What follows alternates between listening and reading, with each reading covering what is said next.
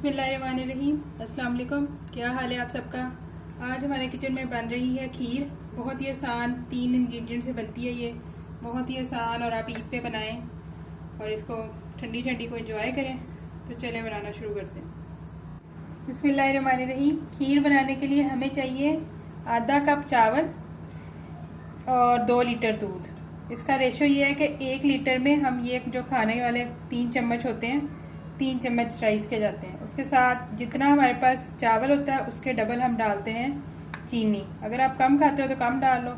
जब अगर हमारे पास हाफ कप चावल है तो हम 1 कप चीनी यूज़ करेंगे। उसके साथ 3 से 4 इलायचियाँ, थोड़े से बादाम हैं। बस यही थोड़ी सी चीज़ें हैं खीर बनाने के लिए। तो चलिए शुरू करते हैं। अच्छा जी, ये जो चावल थे आधा कप, इनको मैंने धो के अच्छी तरह और सोक कर लिया आधे घंटे के लिए पानी में। सबसे पहले ये जो 2 लीटर फुल फैट मिल्क है ये मैं ऐड करूँगी पतीले के अंदर।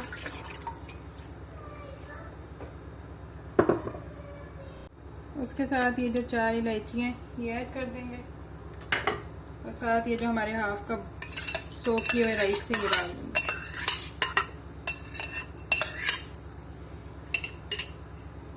और अब इसको मीडियम फ्लेम पे, स्लो से मीडियम फ्लेम पे हमने इसको पकाते जाना है तब तक जब तक हमारा ये गाढ़ा नहीं हो जाता। लगेंगे इसको 30 से 35 मिनट। बीच बीच में मैं आपको दिखाती रहूँगी। अभी हम इसको पकाएंगे तकरीबन 30 मिनट।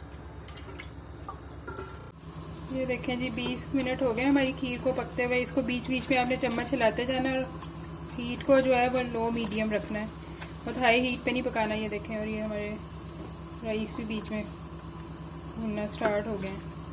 अभी हम इसको 10 से 15 मिनट और पकाएंगे और इसको चम्मच हिलाते जाएंगे, इसकी साइड साफ़ करते जाएंगे और इसको गाढ़ा होने तक पकाएंगे। अभी हमने इसके अंदर चीनी ही डालनी। चीनी हम तब डालेंगे जब ये हमारी थिक कंसिस्टेंसी जो है वो हो जाएगी, फिर उसके बाद हम इसके अंदर शुगर ऐड करेंगे।